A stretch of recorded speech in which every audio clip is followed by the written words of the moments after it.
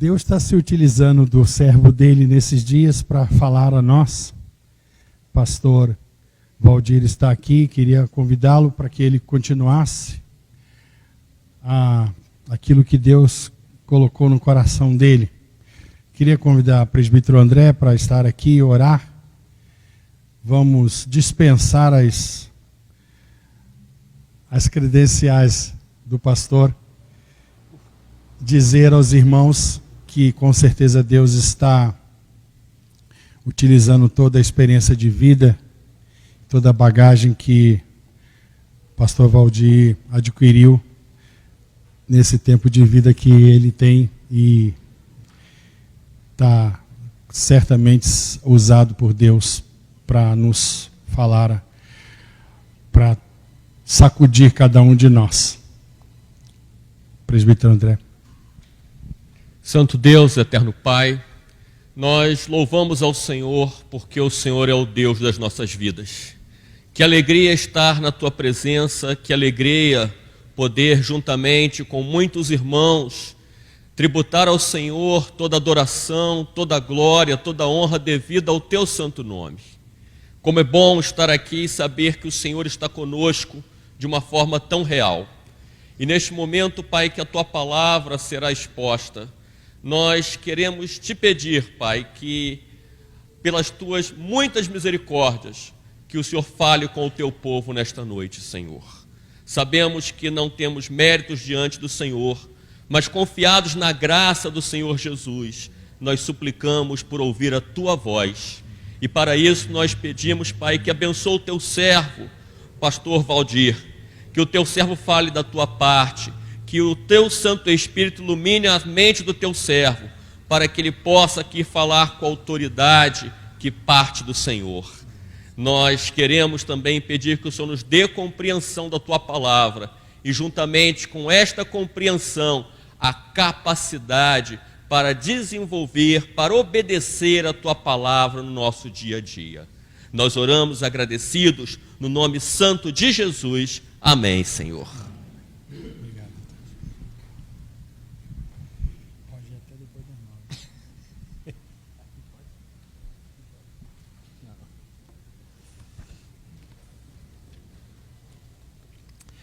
Boa noite. É bom estar aqui com vocês. Agradeço a oportunidade, o privilégio de, nesse ano, né, nessa celebração da reforma, trazer à nossa memória alguns dos aspectos, das dimensões da própria reforma, e a gente poder fazer isso junto, e a gente poder fazer isso aqui também em Juiz de Fora, para mim é um privilégio. Obrigado pelo tempo de louvor, obrigado pelos hinos dessa noite. Olha, eu acho que eu sabia quase todos, assim, né, que eu já podia acompanhar, né? Alguns lugares a gente vai, a gente fica meio boiando, né? Saudai o nome de Jesus. Eu fui lá no meu matrimônio, né, que faz muito tempo. Quanto tempo mesmo? Né? São Luís do Maranhão, né?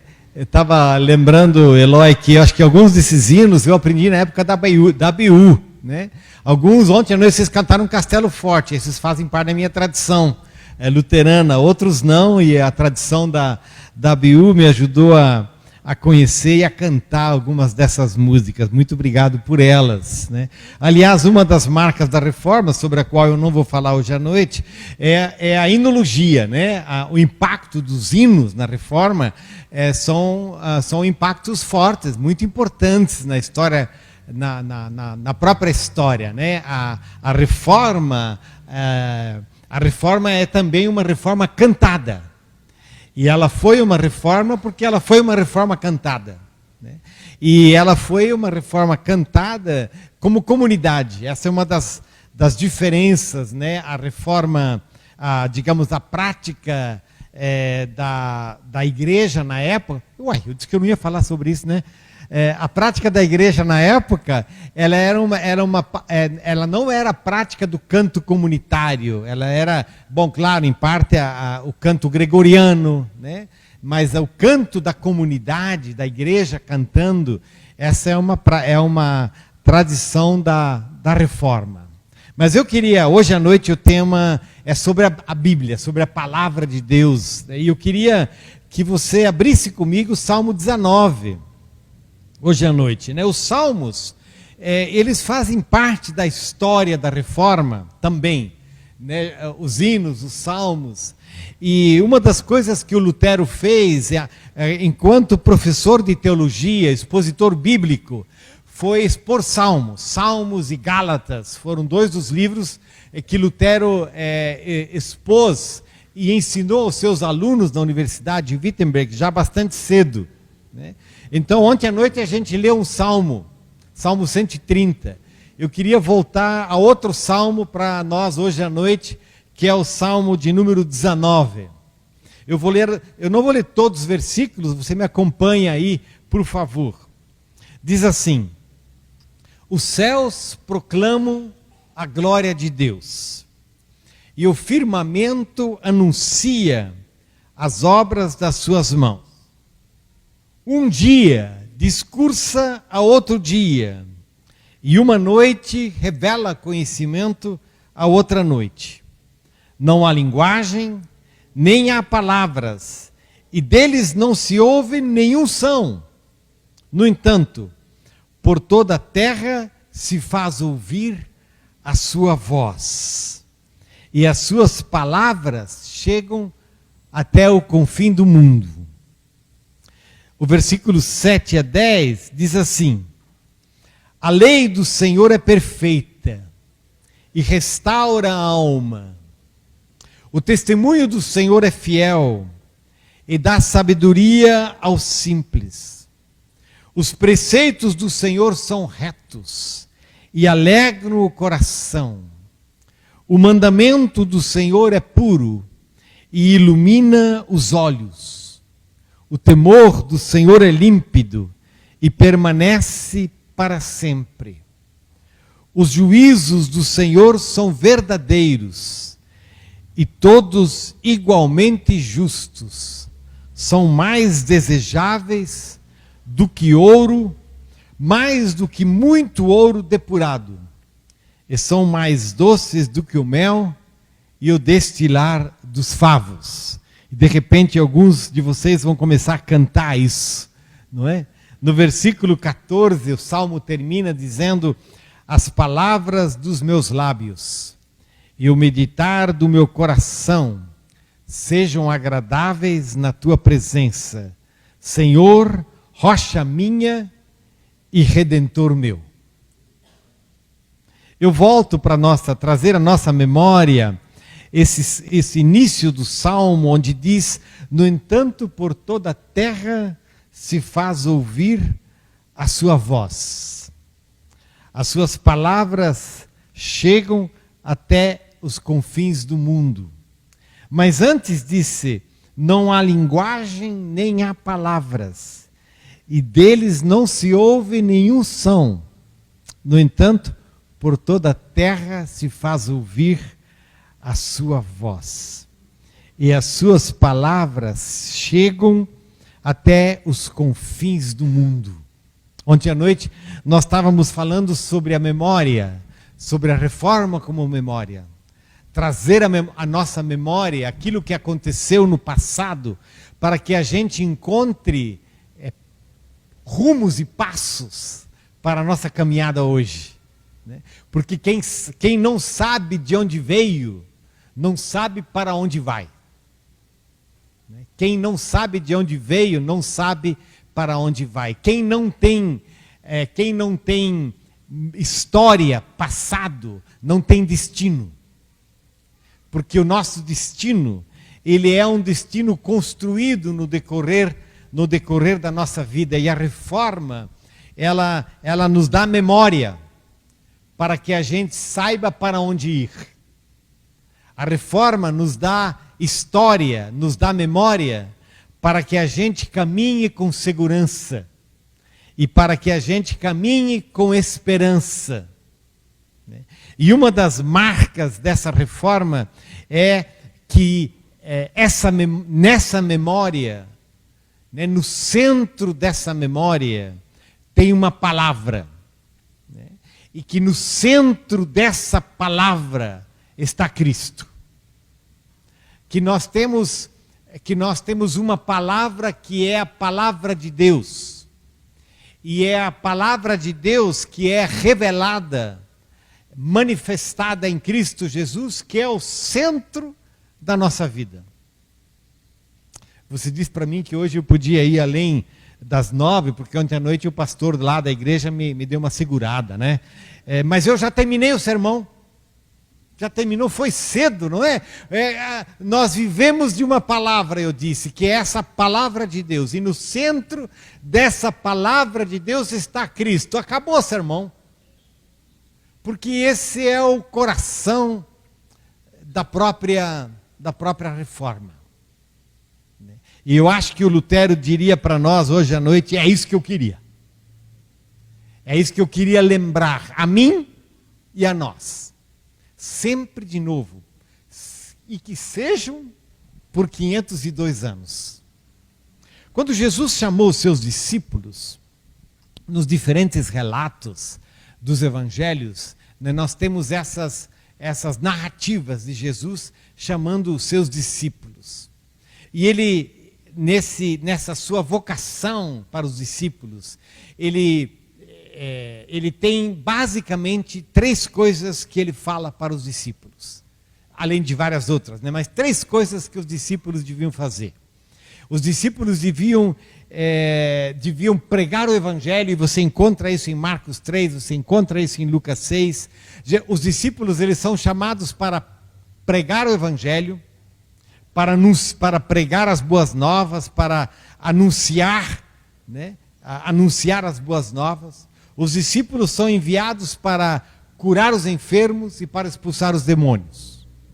E fundamentalmente Jesus vai dizer, olha, isso que eu estou falando para vocês fazer, eu estou fazendo, eu vou fazer.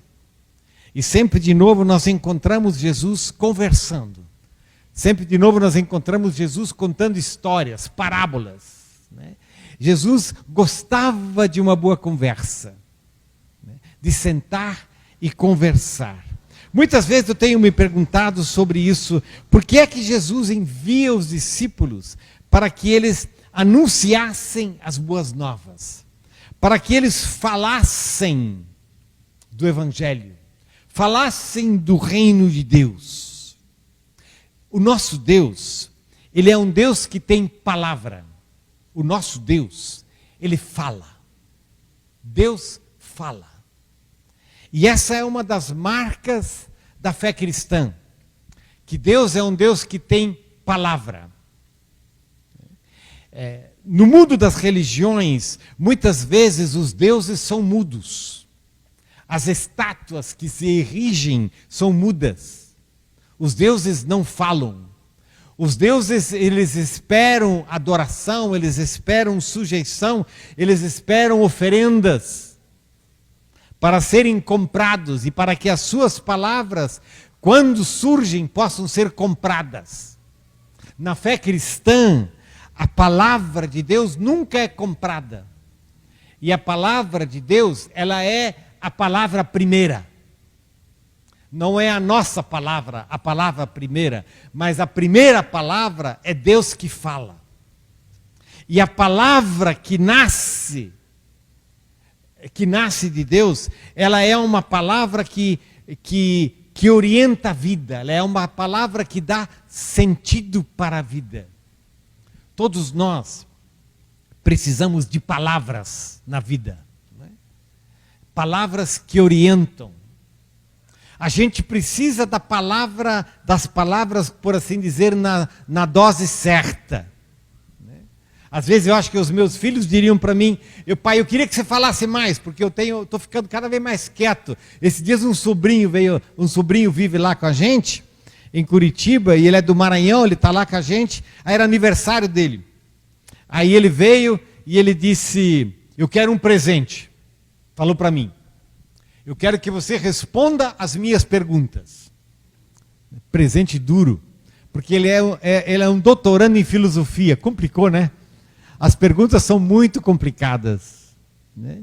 Deus nos dá uma palavra, porque a palavra que Deus nos dá, ela é uma palavra que dá sentido para a nossa vida, que dá orientação para a nossa vida. Por isso, a igreja, ela precisa ser a igreja da palavra, para que as pessoas possam encontrar sentido na vida, para que as pessoas possam saber de onde elas vêm, para que elas existem, qual é a vocação delas, para onde elas vão. E essa palavra que vem como uma palavra de orientação, que vem como uma palavra de vocação, que vem como uma palavra de esperança para nós, ela nasce no coração de Deus. Deus fala, porque eu vou repetir algo que eu falei ontem à noite, porque Ele é amor. A palavra de Deus, ela nasce no coração de amor de Deus. É impressionante como mães falam com recém-nascidos, né? Pais também, mas mães acho que falam mais, né? E como elas falam e falam, a criança, desculpe, né? Eu olhando como um ser mais racional, essa mulher fala, que esse menino não está entendendo nada, não é? Ele está entendendo tudo. E como que ela fala muitas vezes, né? Uma das coisas muito importantes na nossa caminhada de vida era a conversa entre a mãe e o filho, no nosso caso eram todos meninos, né? Na hora de amamentar. A hora da amamentação, as mães vão entender. Desculpe falar sobre isso, porque de repente eu nem entendo direito, né? Porque isso é uma das coisas muito íntimas, né? Uma das coisas mais íntimas é esse momento entre a mãe e o filho e a filha na hora da amamentação.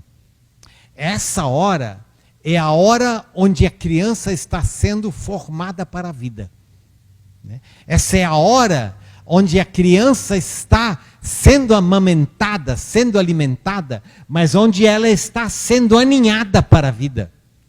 Essa é a hora onde a mãe fala, onde a mãe olha, e às vezes mais do que o falar com palavras, ela fala com os olhos.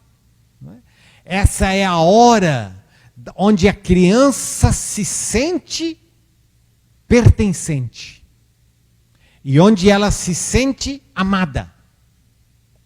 E onde essa relação entre a mãe e o filho e a filha, ela está sendo nutrida para a vida. Nesse encontro entre mãe e filho nasce uma palavra. E uma palavra que forma para a vida, que orienta para a vida. Não é à toa que os filhos falam tanto das mães, né? E às vezes alguém diz assim, olha, eu estava lendo uma história esses dias de alguém que estava trabalhando com adolescentes, né, com adolescentes na área de crime, com adolescentes com muitas dificuldades, né, e uma das grandes ameaças para os adolescentes é chamar as mães. Eu vou chamar as mães. Não, a minha mãe não. A minha mãe não. Por quê? Porque tem uma palavra que esse adolescente carrega consigo. Eu não estou falando simplesmente do alfabeto romano aqui, não é? Mas tem uma palavra que esse adolescente carrega que foi dado a ele na infância, no ventre, no crescer da vida. A palavra de Deus, a palavra que Deus nos dá, ela é uma palavra que nasce assim, para usar uma parábola. É uma palavra que nasce aninhada. Ela é uma palavra que nasce nutrida. Ela é uma palavra que nasce na intimidade do relacionamento. A palavra de Deus é o sopro de Deus. A palavra de Deus é o sopro da vida.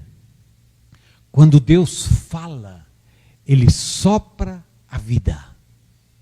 Lá em Gênesis, você pode ver isso, não é? Quando Deus fala, a vida emerge.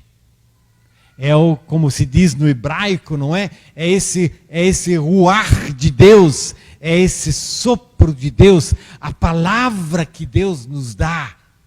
Ela é uma palavra que cria. Ela é uma palavra que, além de criar, ela é uma palavra que restaura. Então a palavra de Deus, ela é uma palavra restauradora, ela é uma palavra criadora. Deus fala. E quando Deus fala, a gente respira. E a gente só respira porque Deus fala. Deus fala. E quando Deus fala, a gente vive. A gente enche os pulmões, o sangue corre. Deus fala. E quando Deus fala, a gente tem os olhos abertos para quem a gente é. Deus fala. E quando Deus fala, a gente se encontra. Deus fala. E quando Deus fala, a gente sabe quem a gente é. E que fundamentalmente a gente é dele. E a gente é soprado por ele para ser dele. E assim a nossa vida carrega a imagem de Deus. Assim a nossa vida carrega a presença de Deus. Assim a nossa vida carrega o sopro de Deus. Assim a nossa vida carrega a palavra de Deus. E a palavra de Deus, ela nunca é uma palavra dissociada de realidade. A palavra de Deus nunca é uma palavra abstrata. A palavra de Deus nunca é, como eu disse antes, desconectada da realidade. Deus é a sua palavra. A palavra de Deus é a presença de Deus. A presença de Deus é a palavra de Deus. A gente está tendo uma dificuldade enorme lá em casa, porque a gente saiu da nossa casa e foi para um apartamento. E esse apartamento tinha que ser montado e nós contratamos um marceneiro. Não está dando certo. Porque o marceneiro promete. Desculpe, tem marceneiro aqui, de repente, né? Você tem marceneiro aqui, você de repente é diferente, mas aquele é danado, aquele é muito sacana, aquele marceneiro. Gente, você precisava ver o que ele prometeu hoje. E eu não, a Cileda e eu, a minha esposa, a gente não sabe mais se o que ele diz tem alguma relação com realidade ou não. Vocês estão rindo, mas é sério, é para chorar. Porque nós estamos sem pia naquele apartamento, nós já mudamos. Nós já mudamos faz 2 meses, como diz a minha mulher, nós estamos acampados lá, não tem cozinha. Ah, já tem fogão. Mas pia que é bom, né? Para dar uma lavadinha numa louça. Não tem. E eu não sei. Hoje, por exemplo, 10 de manhã, ele está dizendo, não, ontem já começamos a carregar o caminhão, estamos saindo daqui uns 20 minutos, estamos botando as ferramentas, estamos chegando lá, hoje nós vamos entregar as coisas lá. Ixi! Ou seja, a palavra dele não tem conexão com a realidade, certo? E quando você não sabe se a palavra tem conexão com a realidade, você fica inseguro. Você não sabe. Você tem receio, você tem medo. Porque você não sabe se você acredita ou não. Você não sabe se é verdade ou não. Você não sabe o que está escondido ou não. E a vida se torna um inferno. É isso mesmo. A vida se torna um caos. E uma das características do demônio é essa. A palavra não tem conexão com a realidade, porque ele é o pai da mentira. Deus não fala mentira. Deus é. E a sua palavra é. E a sua palavra é boa. A palavra de Deus, quando eu disse antes, ela cria. É boa, ela cria. Mais do que isso, ela é uma palavra que restaura. Que faz novas. É isso. Faz novas todas as coisas. Quando nós falamos da reforma protestante, nós estamos falando de que a reforma, ela é um reencontro com a palavra de Deus. A reforma, ela é um grito para que a palavra de Deus saia de fora, saia para fora da cúria romana, saia para fora do Vaticano, para que a palavra de Deus, ela saia do controle do clero, que ela saia da interpretação da própria instituição. Na época, e até hoje em parte é assim, não é que dentro da igreja, da tradição da igreja católica romana, a Bíblia e a tradição são importantes. Não é simplesmente a Bíblia como tal, é a Bíblia e a tradição. E o que é a tradição? A tradição é a forma como a Bíblia foi interpretada no decorrer da história, e é como que ela foi interpretada e adequada e dogmatizada no decorrer da história. Então, a gente, dentro dessa tradição, não fala simplesmente com o texto da palavra, a gente fala com a palavra mais a tradição. E uma das coisas que a reforma fez foi dizer: não, a tradição não tem o valor da palavra. E a tradição, ela pode até ajudar a gente a olhar algumas coisas, e ela ajuda, mas ela não tem a autoridade sobre a palavra. Solta a palavra. Solta a palavra. Coloca a palavra na mão do povo. É interessante como as reformas, elas sempre de novo, elas encontram na palavra de Deus a sua base, a sua fundação. Isso que a Igreja Católica Romana fez e em parte faz, que é encapsular a palavra, né? Encapsular, amarrar, prender, sei lá, você sabe, quer usar uma outra palavra? Pode usar, não é? Que é essa coisa de, não, a gente precisa cuidar para não soltar essa palavra, né? A gente também faz isso, né? O Vaticano não está só em Roma, o Vaticano está dentro de nós, o Vaticano está dentro do clero, e olha que eu sou um deles, né? O Vaticano está dentro, muitas vezes, das nossas denominações, das nossas tradições, né? Na nossa igreja luterana, vou falar sobre a igreja presbiteriana, o teto cai sobre a minha cabeça aqui, não é? Mas na igreja luterana, né, tem uma briga danada por exemplo, com a questão mais da liturgia, né? Quase quer dizer, olha, tem que ter essa forma, se a liturgia não tem essa forma, ela não vale. E alguns de nós dizemos, não, acaba com essa forma, para que a palavra possa brotar. Então, sempre que nós amarramos a palavra aos nossos costumes, à nossa cultura, à nossa tradição, nós estamos sendo anti-reforma,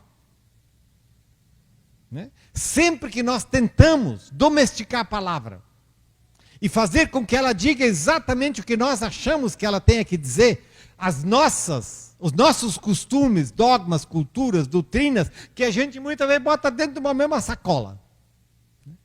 Se não for assim, a gente queima. A palavra de Deus, ela precisa sempre de novo queimar a nós mesmos. Queimar, né? Entendeu, né?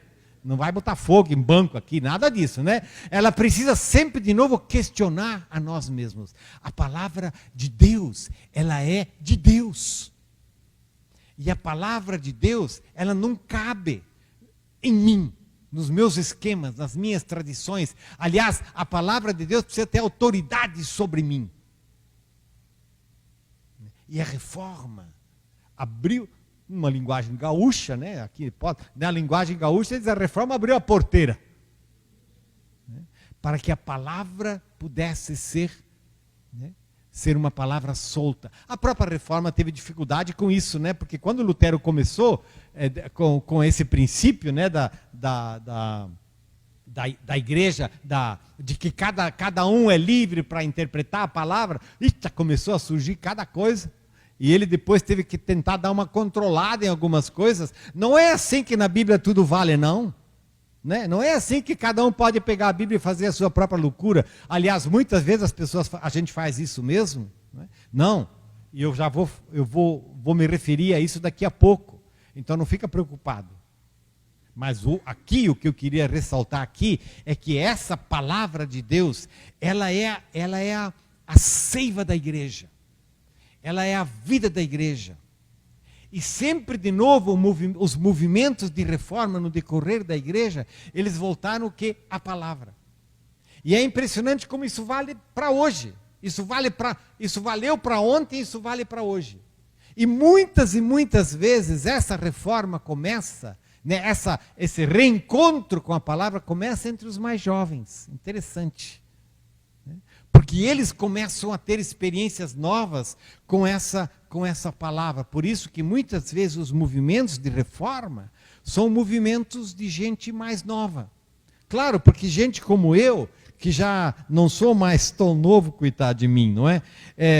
Eu já quero as coisas mais estabelecidas, né? Eu até quero o meu travesseiro. Imagina, né? Eu fico escandalizado comigo mesmo, né? Eu viajei tanto na minha vida que devo ter dormido em centenas de travesseiros. Agora, de repente, o velhinho quer o seu travesseiro? Brincadeira, deve estar enfermo esse velhinho. Né? Mas a gente quer também o seu travesseiro nas nossas tradições e interpretações bíblicas. Né? Aquelas mesmas coisas sempre de novo.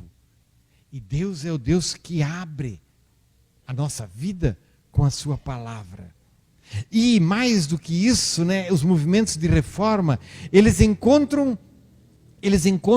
um novo jeito de falar dessa palavra, de torná-la atual.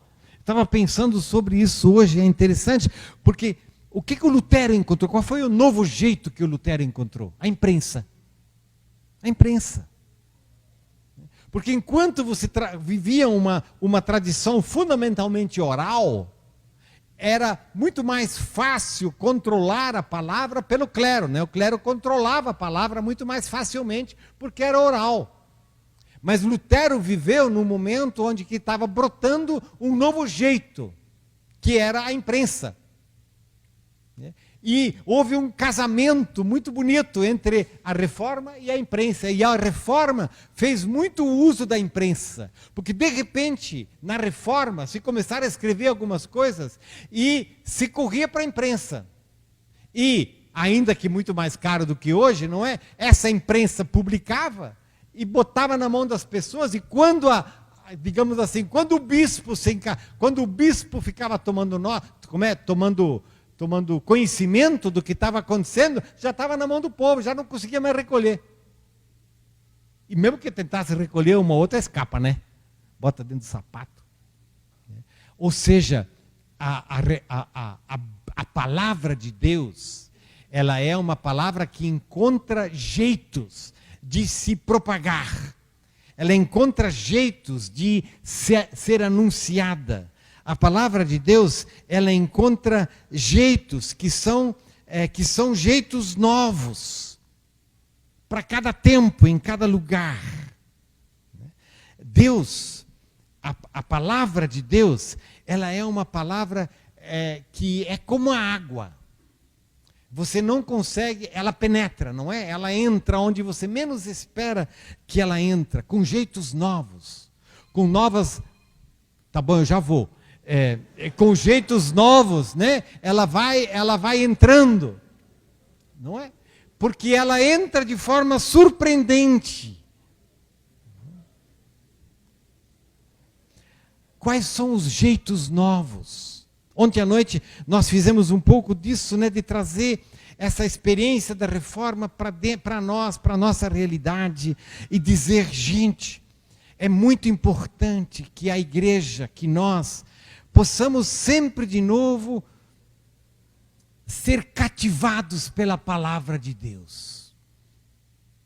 Que nós possamos sempre de novo estar enamorados da palavra de Deus. Que a palavra de Deus possa ser numa linguagem, né, uma contínua primavera na nossa vida. Né? Uma chuva depois de um tempo de muita seca. A igreja precisa da palavra de Deus, e da palavra de Deus que venha com frescor, que venha como novidade. A igreja que se acostuma com a palavra, e que já não tem mais nenhum sentido de gratidão, de alegria e de primavera, ela é uma igreja morrendo. Ela pode até recitar a palavra. E na liturgia da época de Lutero, certamente a palavra era citada, não é? A igreja pode ter um altar no púlpito, a igreja pode ler essa palavra, mas essa palavra já não fala. Essa palavra já não toca. Essa palavra já não faz brilhar os olhos. A gente cansou. Você nunca experimentou isso? Onde você de repente diz, não, essa palavra não vou ler de novo. De novo, não. Ixi, o pastor vai falar sobre Lucas 15. Já ouvi 10 sermões. Alguns meus são chatos mesmo, né? Mas isso é outra história. Né? Mas, quer dizer, a igreja, ela precisa ser continuamente uma igreja sedenta pela palavra de Deus, que é viva, que é eficaz, que é uma palavra que é um sopro, que é uma palavra que restaura, que é uma palavra que cria. Segundo, a igreja precisa encontrar jeitos para que essa palavra seja atual, para que essa palavra use os instrumentos e os meios de comunicação, né? Para que as pessoas mais novas, para que as pessoas fora do nosso arraial possam dizer, eu quero, está chegando para mim, precisa chegar. Então você imagina essa pessoa que de repente estava recém-alfabetizada, poucos alfabetizados na época da própria reforma, não é? De repente veio uma palavra escrita e ela disse, o que é isso? É alguma coisa nova, é uma novidade. E ela começou a ler e era um pedaço da palavra de Deus. Quais são os jeitos que a igreja pode usar? Né? Claro que alguns de vocês vão dizer, eu já estou, né? Eu estou aqui também, né? Está aqui. Está aqui. É um instrumento. Mas os instrumentos que a igreja usa, eles são instrumentos que ajudam a comunicar o evangelho. Quais são os jeitos que você, que eu, precisamos usar para que essa palavra chegue mais longe? Para que essa palavra entre em lugares onde a gente pensa que não pode entrar. Para que essa palavra possa restaurar, possa fazer novas as coisas. O que é importante para isso? Em primeiro lugar, é importante que essa palavra seja experimentada. A palavra de Deus não pode ser teórica. A palavra de Deus, ela precisa ser vivida. A palavra de Deus, ela só é real na medida em que ela é uma palavra que passa por dentro de nós. Porque Deus é assim, não é? Deus é assim. Quando Deus fala, Ele se dá. Quando Deus fala, Ele está presente. A palavra que nasce da reforma, nesse sentido, né, por exemplo, o próprio Lutero, ela é uma palavra que transformou a vida dele. A palavra precisa, em primeiro lugar, transformar a nossa vida. Porque se essa palavra não transforma a nossa vida, ela não tem gosto, ela não tem sabor, ela não tem cheiro, ela não tem brilho nos olhos. A palavra de Deus tem brilho nos olhos porque ela mudou também a nossa vida. E aí ela precisa ser veiculada. Por isso, a palavra de Deus, ela precisa ser experimentada, ela precisa ser vivida. Em segundo lugar, ela é uma palavra que ela entra em sintonia com os tempos nos quais a gente vive. É impressionante como a palavra de Deus ela tem uma capacidade de falar com cada geração, em cada lugar do mundo. É impressionante como o próprio nome de Jesus, ele tem atração em lugares onde a gente menos espera. Por isso na história missionária evangélica se fez tanta ênfase na tradução da Bíblia. Porque se disse, essa Bíblia, essa palavra precisa ser traduzida. E essa palavra de Deus, ela precisa chegar na nossa língua, no nosso coração. Deus fala a nossa língua. Deus fala a língua do nosso coração. Por isso que a palavra de Deus, ela precisa ser uma palavra traduzida para a nossa língua materna, não? Por isso que os missionários e as missões se esforçam tanto para que todos os povos, todas as etnias tenham uma Bíblia na sua língua. Porque é quando a Bíblia está nessa língua que a gente sente que ela fala para a nossa realidade e para o nosso coração. A palavra de Deus, ela é uma palavra que Deus fala na linguagem do nosso coração, e ele fala sem sotaque. Ou ele fala com o nosso sotaque, melhor dito. Não é?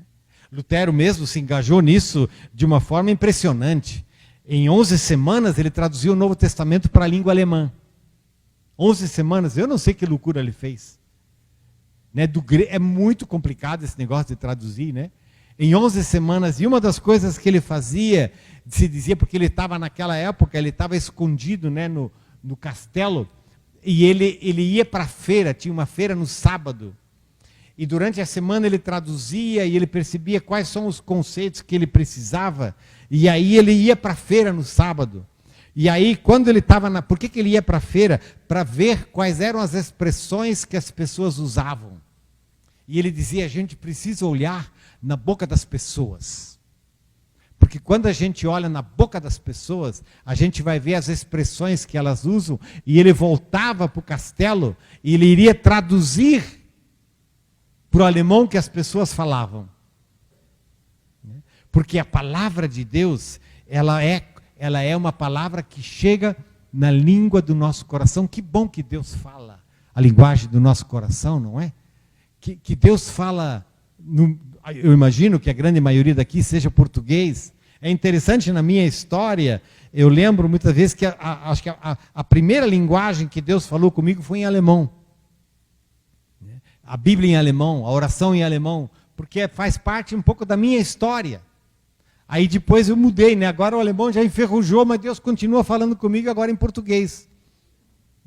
Agora ele fala muitas vezes, Deus fala comigo em inglês, porque eu tive que aprender e falar muito inglês. Então lá eu tenho as minhas Bíblias, de vez em quando eu cato uma Bíblia em português, em inglês, vou dar uma olhada. Porque Deus é um Deus que fala na língua do meu coração, da minha mente, da minha história. Deus fala na crise, Deus fala no medo, Deus fala no silêncio, Deus fala na noite. Deus fala no sonho, Deus fala na visão. Deus fala das formas mais impressionantes possíveis. Deus fala. E a palavra que Ele tem para nós, ela é uma palavra boa. Por isso que um dos princípios da reforma foi não apenas de colocar a Bíblia na linguagem do povo, mas é de colocar uma Bíblia na mão de cada um. Por assim dizer, não é? Claro que não dava para cada um naquela época, né? Hoje que a gente tem aquelas Bíblias tudo, né? Bíblia disso, Bíblia daquilo, não é? Mas Deus fala a nossa língua e nós temos acesso a essa palavra de Deus. E o que é que essa palavra de Deus nos diz? Porque a palavra de Deus, ela fundamentalmente, ela nos diz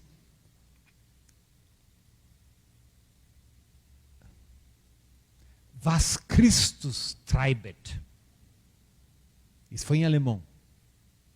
Essa é uma expressão da reforma, que é difícil de traduzir, porque com isso a reforma quer dizer tudo aquilo que a palavra de Deus quer dizer tem um nome, é Cristo. Cristo é o centro da palavra de Deus, para frente e para trás. Cristo é a chave que interpreta a palavra de Deus. A palavra de Deus não é uma palavra que vai nos ajudar a saber se nós precisamos ou não comer carne de porco. Por exemplo, né? Tem aí os livros de Levítico, né? Não, a palavra de Deus, ela tem um centro, e o centro dessa palavra de Deus é Cristo. É o Cristo encarnado, é o Verbo de Deus. Por isso que quando nós somos chamados como igreja a anunciar o Evangelho, nós somos chamados a falar Cristo, a anunciar Cristo, sua vida, sua história, sua vocação e fundamentalmente a sua cruz. Então hoje à noite, quando eu digo assim, a reforma resgata a centralidade e o papel da palavra de Deus, é para que nós possamos pronunciar essa palavra no nome de Cristo. E que o nome de Cristo é a palavra de Deus. E que esse Cristo vem para nós, na tradição da reforma, fundamentalmente através do Cristo crucificado. Crux sola es nuestra teologia, diz em latim. Somente a cruz é o centro da nossa teologia. E com essa palavra de Deus, que é Cristo, Deus está nos dizendo: a minha palavra para você é uma palavra que te chama para conversão. A minha palavra para você é Cristo. E Cristo quer ser o centro que reorganiza toda a tua, e replaneja, redireciona toda a tua vida. A palavra de Deus, ela nunca nos deixa como nós estamos. A palavra de Deus nunca deixa com que nós sejamos quem nós somos. A palavra de Deus sempre tem mais para nós. A palavra de Deus sempre tem uma nova chegada na nossa vida, para que nós possamos viver mais segundo a imagem e semelhança de Cristo Jesus. Para que nós possamos ter o cheiro de Cristo, o aroma, não é isso que Paulo fala? Então, essa palavra de Deus, ela é uma palavra que nos leva aos pés de Cristo. E nos leva ao encontro com o Cristo crucificado. E eu termino com uma pergunta dizendo: o que é que a palavra de Deus nos diz? Cristo. Como que Deus fala dessa palavra de Deus? E eu queria colocar isso com 3 perguntas e um imperativo. Desculpa, vai ser rápido. A primeira diz que Deus se aproxima de nós com uma pergunta. E ele diz, como eu já referi ontem à noite: Adão, onde estás? A palavra de Deus é uma palavra que nos busca. A palavra de Deus é uma palavra que vai ao nosso encontro. A palavra de Deus é uma palavra que chama por você. Você tem escutado a sua voz? Você tem escutado quando Ele tem chegado para você? Em diferentes momentos da tua vida? Alguns de medo, outros de culpa, de ausência, de angústia. E Ele vem e Ele procura por você. A palavra de Deus procura por você. Onde estás? Vem para perto de mim. A palavra de Deus tem uma segunda pergunta. Onde está o teu irmão? Estou falando lá de Gênesis, não é? Essas 2 primeiras perguntas da Bíblia. Onde está o teu irmão? Eu queria saber onde está o teu irmão. Eu me preocupo com o teu irmão. Eu me preocupo com o outro. Eu não me preocupo só com você, eu me preocupo com o outro. E eu queria saber aonde está o teu irmão. Aonde está o teu próximo? Onde está o teu outro? O que você fez com ele? Como que você o tem tratado? Como que você tem vivido? Ou seja, a palavra de Deus, ela é uma palavra que nos convida para uma nova relação com Ele. E a palavra de Deus, ela é uma palavra que nos convida para uma nova relação com o outro. Com o outro. E Deus nos pergunta, onde está o teu irmão? A terceira pergunta que Deus nos faz é aquela pergunta que Jesus fez diante de tantas pessoas, quando ele dizia, o que você quer que eu te faça? O que você quer que eu te faça? Onde dói? Na linguagem da vocação de Jesus, a pergunta seria, onde dói? Onde você está enfermo? Aonde você está possesso? Aonde você está cativo? Aonde você está amarrado? Aonde você está destruído? Aonde que dói? Aonde que você tem medo? Onde que está a tua angústia? Essa pergunta de Jesus é uma pergunta central, não é? O que você quer que eu te faça? E o cego diz, eu quero ver, é claro. E Jesus diz, então veja. A palavra de Deus, ela é uma palavra que se interessa por nós.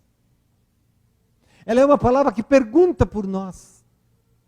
E essa palavra de Deus, ela pergunta por nós naqueles lugares onde a gente está mais abandonado. Naqueles lugares onde a gente está mais doído. Naqueles lugares onde a gente está mais fechado. Naqueles lugares onde a gente tem mais medo. E Jesus pergunta, o que você quer que eu te faça? O que você está precisando? Fala para mim. Diga. Use linguagem. Diga para mim. Porque na medida em que você me diz, com os teus olhos, com o teu rosto, à medida que você diz para mim, eu vou te abraçar, eu vou te restaurar. A minha palavra, ela é uma palavra que restaura. Onde estás? Onde está o teu irmão? O que você quer que eu faça?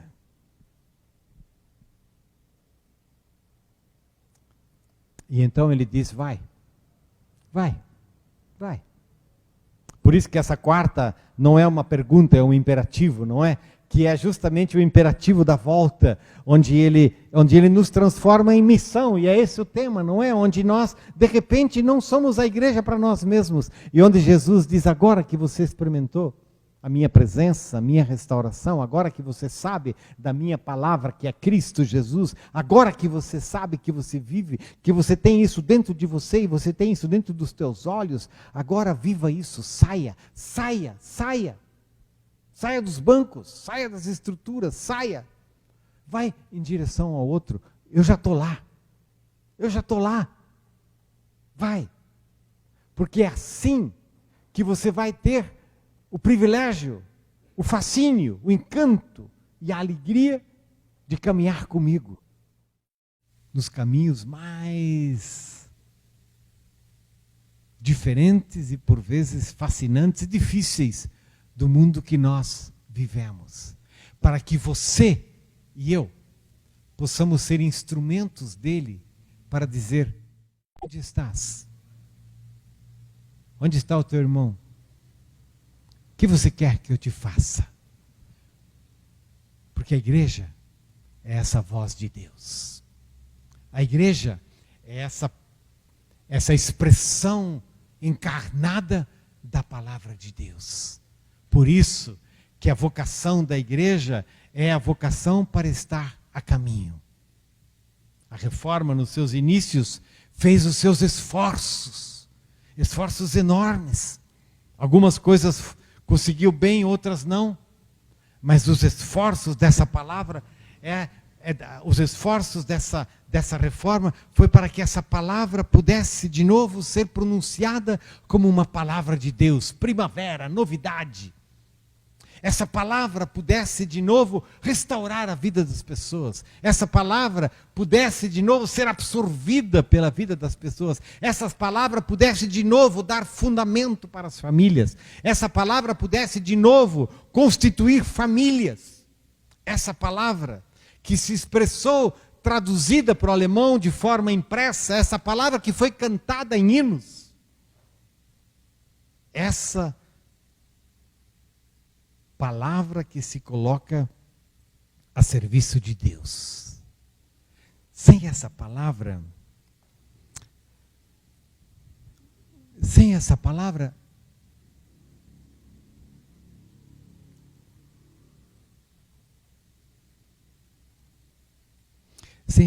nós estamos mortos.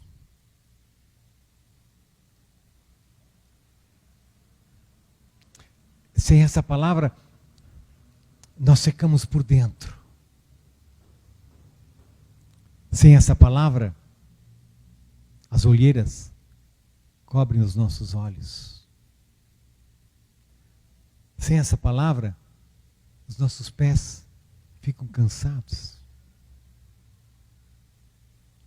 Sem essa palavra, as nossas relações ficam rompidas. Sem essa palavra, as comunidades morrem. É por isso que Deus fala. É por isso que a palavra de Deus é essa palavra que cria, que faz novas todas as coisas. Porque Deus quer que a gente viva. Deus quer que nós respiremos. Deus quer que nós possamos sorrir.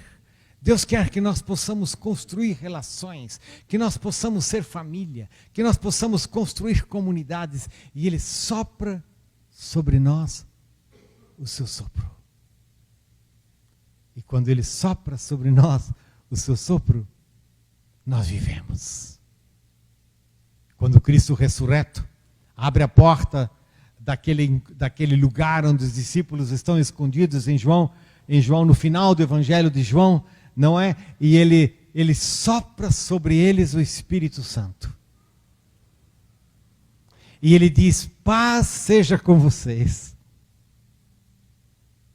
E ele diz: assim como o Pai me enviou, eu envio a vós.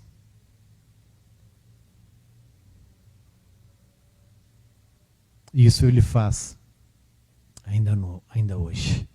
Por isso, a nossa oração é sopra, Senhor. Sopra o Teu Espírito sobre nós. Dá-nos a Tua paz. E lembra-nos de que nós somos o corpo de Cristo, para sermos enviados a um mundo tão perdido, tão sozinho, tão cansado. Porque Ele precisa dessa palavra que ressoa no tempo, dessa palavra que ressoa no espaço, dessa palavra que faz novas todas as coisas e as faz de uma forma tão bonita. Os céus proclamam a glória de Deus e o firmamento anuncia as obras das suas mãos. Um dia discursa a outro dia, e uma noite revela conhecimento a outra noite. Não há linguagem, nem há palavras, e delas não se ouve nenhum som. No entanto, por toda a terra se faz ouvir a sua voz. E as suas palavras chegam até os confins do mundo. Graças a Deus. Deus é bom. Ele fala. Você quer ouvir?